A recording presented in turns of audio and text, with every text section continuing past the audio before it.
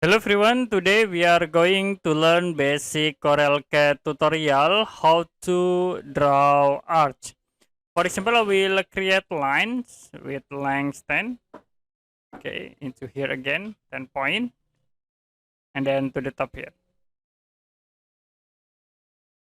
Now, if you want to create arch in these three lines objects, you can use arch command. You can type arch, press enter.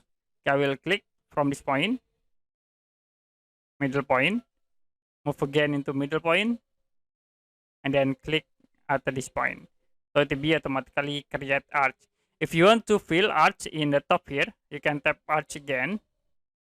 First point, we click in here, and then you can type A to set into endpoint and click at this point.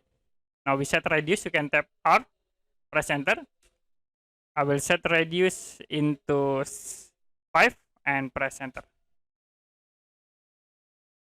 Okay, that's it for basic CorelCAD tutorial, how to draw arch.